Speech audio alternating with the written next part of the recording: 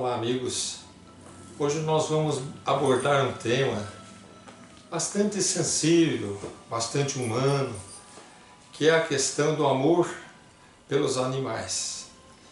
Nós, através da doutrina espírita, temos sido muito consolados, muito confortados com a ideia de que a vida continua, de que nossos entes queridos prosseguem vivos, de que um dia iremos nos encontrar, que poderemos nos abraçar, que eles podem vir nos visitar, que muitas vezes estão presentes, embora nós não os percebamos, ou até os percebamos, mas não tenhamos certeza. E essa alegria que a doutrina espírita nos apresenta, esse conforto que Jesus nos apresenta através desses ensinamentos sobre a imortalidade, ela se estende à vida dos animais.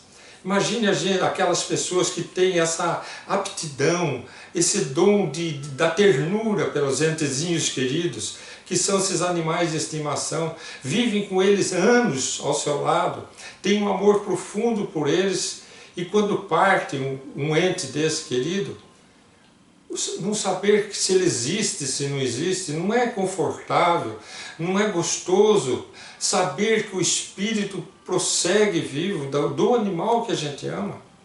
Então Allan Kardec ele abre um capítulo no Livro dos Espíritos, onde ele vai questionar os espíritos se os animais têm alma, se elas sobrevivem depois da morte do seu corpo físico, o que acontece com esses espíritos, e nós vamos fazer isso para dividir com vocês uma experiência muito particular que nós vivemos aqui em casa e que nos ensinou muito, porque nós não tínhamos experiência nenhuma sobre esse assunto, a perda de um animalzinho querido.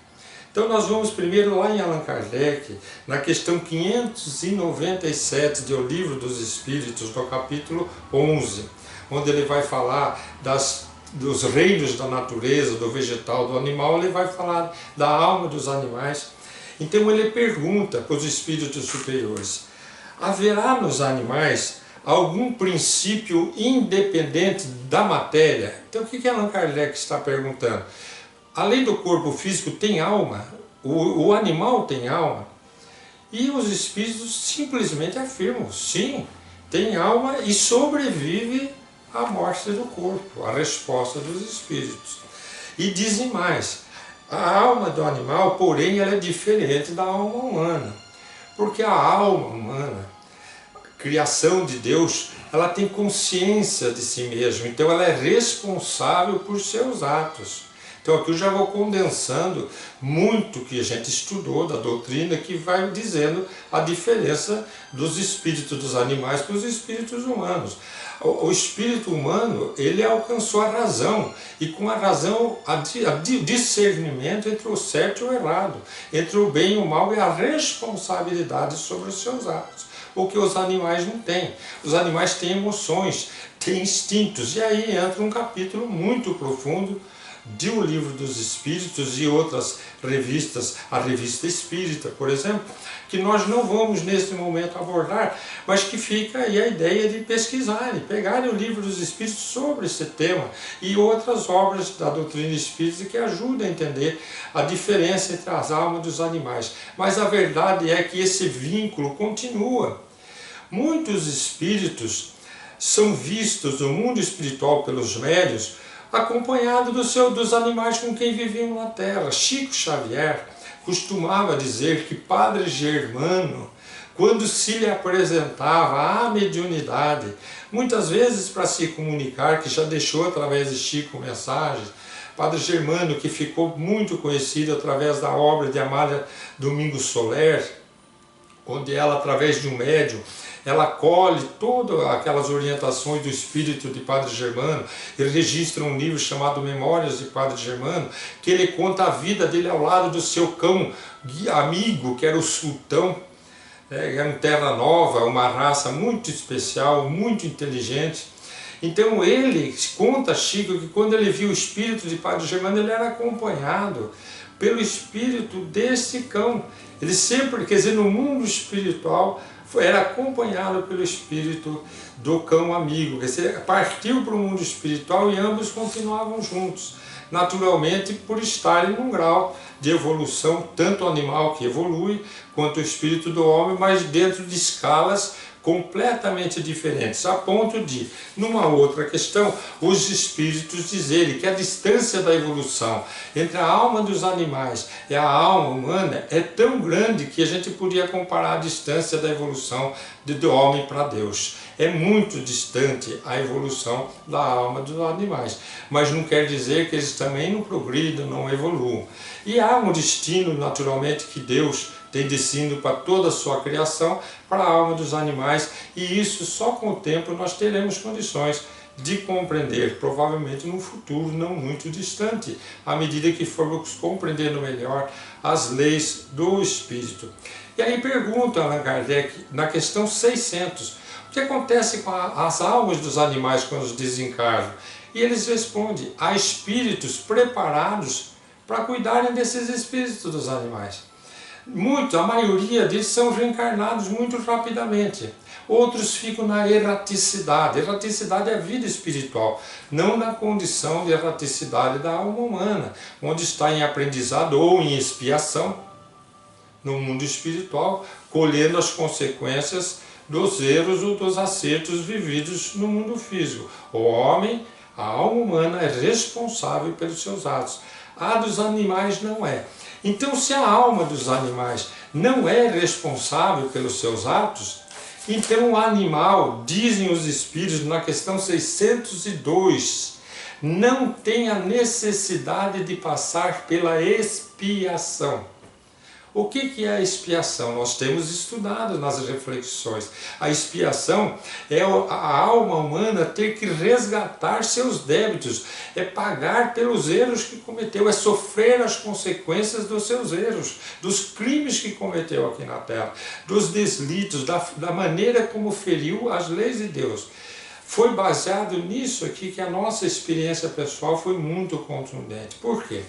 Porque nós tivemos um animalzinho, um poodle, um microtoy. 13 anos ele viveu conosco. Uma docilidade. Então ele era uma alma de um animal dócil. Nunca foi agressivo. Uma alma mansa, um espírito manso. Esteve doente uma vez na vida com uma diarreia que durou um dia. E com 13 anos de idade ele teve uma convulsão. Outra convulsão, outra. E se sucederam, eram tantas convulsões que a médica veterinária que o examinou, fez as tomografias, as ultrassons, descobriu que ele estava com câncer já disseminado em todo o cérebro, no baço, em todo lugar do corpo. E ele só veio manifestar sintoma no dia da sua partida, praticamente. E aí ocorreu um fato muito curioso. Como que nós, espíritas, iríamos lidar com a questão da proposta do veterinário? O veterinário veio propor a eutanásia, porque falou assim, por que vai deixar o animalzinho sofrer? Porque ele vai durar 2 horas, 6 horas, 2 dias, e ele não tem cura e vai morrer.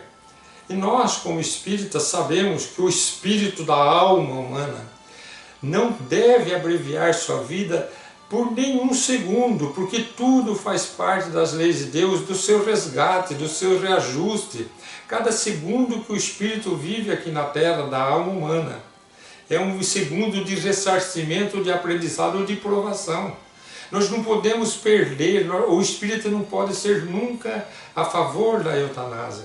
Mas nós estávamos diante de uma situação de um animal. Nesse período nós atendíamos como médico lá no hospital universitário, no ambulatório. 15 para meio-dia encerramos o expediente, tínhamos que sair ao meio-dia, horário de bater o ponto. Nesses 15 minutos nós pressentimos a presença de um ser espiritual diante da porta de entrada do nosso consultório. Ele irradiava uma energia de um campo verde tão sereno, causava-nos um bem-estar tão gostoso, que imediatamente fechamos a porta, sentamos, nos deixamos envolver por aquela energia psíquica e registramos um pensamento que acreditamos dele viesse em nossa direção, como através de uma mediunidade que nós chamamos de, Allan Kardec chama de intuitiva.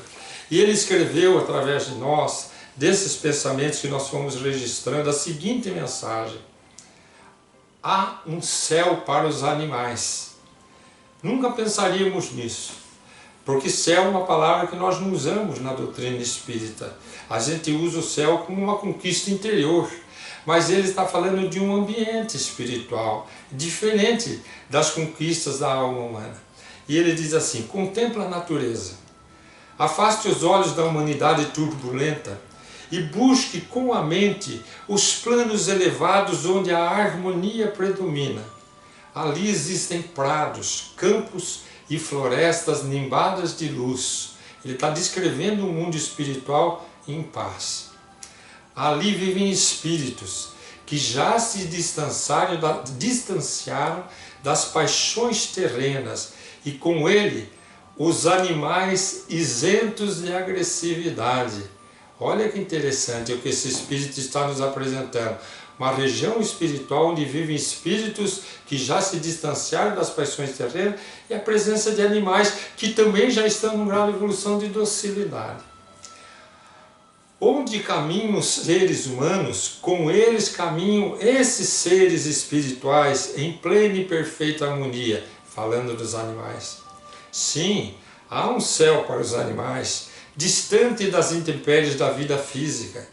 Sim, os animais têm protetor, mas ao contrário dos homens, não tem cada um o seu anjo guardião, porque eles não têm tarefas, nem deveres conscientes que exige um guia cotidiano. Veja como esse espírito é doutrinado. Ele sabe que não tendo a razão, a consciência, não tem dever, não tem compromisso, não precisa de um guia para orientar a tarefa, mas tem protetor. Mas existem os espíritos especializados em cuidar da natureza e das almas dos animais. Allan Kardec já registra isso na codificação. A alma do animal também cresce em direção ao Criador, mas sem a consciência dessa evolução.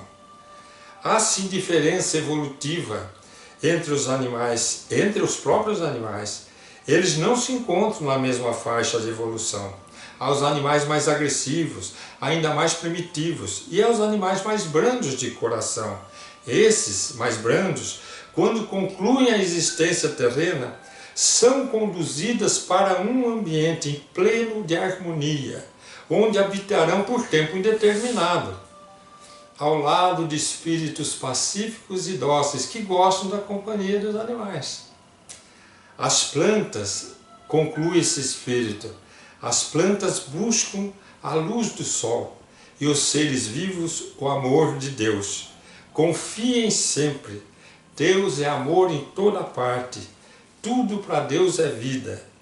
Um amigo dos animais e assina arcanjo. Eu fiquei muito emocionado naquele momento, daquele encontro espiritual. Nosso cachorrinho estava na UTI de um hospital veterinário. Nossos filhos que cresceram com o cachorrinho angustiados dentro de casa. E eu com o compromisso de lidar com essa situação. Saí com essa mensagem. Fui lá para o hospital veterinário. A médica me propôs a eutanásia. Eu tinha dentro de mim essa questão do livro dos espíritos. Os animais não precisam expiar. Então eu sabia que a eutanásia não existe para os animais.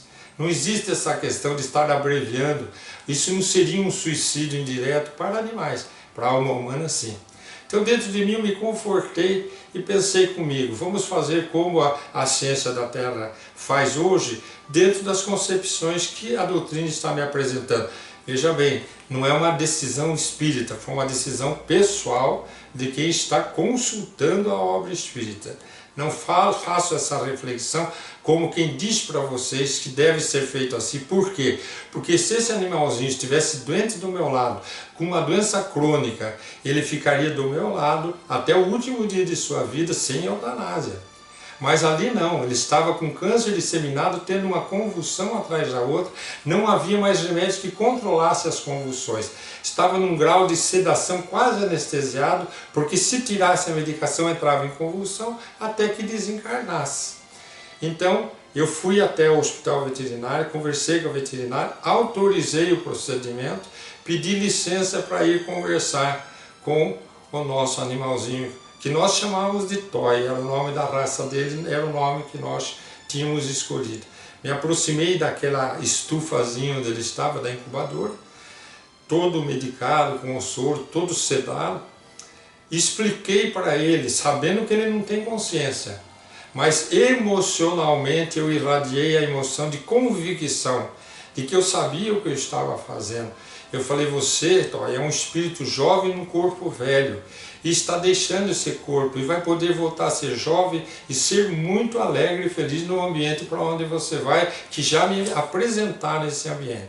Então eu vim aqui me despedir e dizer a você, vai confiante, sabendo que ele não tem a confiança, que isso é um atributo da alma humana, mas irradiando a emoção de quem ama e de quem é grato pelos 13 anos de convivência. Apliquei-lhe um passe.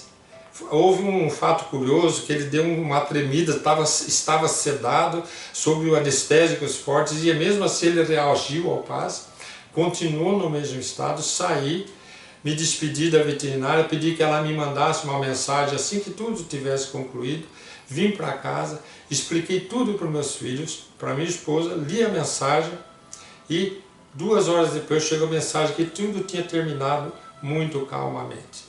Então é uma reflexão que eu deixo para vocês. O que eu aprendi com essa experiência? Primeiro, que o animal não espia, porque ele não tem consciência, então não tem consciência, ele não tem responsabilidade sobre os seus atos. Segundo, então, que a eutanásia não tem o mesmo significado da eutanásia para a alma humana, que tem dívidas a ressarcir, que tem provas a passar, que tem que viver na terra segundo os desígnios de Deus até o último segundo. Então eu me senti muito confortável. Terceiro, jamais autorizaria, se ele estivesse doente de um câncer, que ele pudesse durar meses, ele ficaria do meu lado, sob tratamento médico e recebendo o nosso afeto. Primeiro, porque nós estaríamos exercitando o amor. Segundo, porque nós éramos muito gratos a ele. Terceiro, porque ele estaria registrando o nosso amor. Quarto, porque estaríamos todos evoluindo segundo a vontade de Deus, cada um dentro do seu estágio de evolução. Então, deixo aqui essa experiência pessoal para vocês. Sei que muitos talvez não possam concordar, não venham a concordar com aquilo, mas para nós foi uma experiência muito positiva, muito iluminativa, e é uma reflexão que eu deixo para vocês com a alegria de dizer: os animais estão vivos.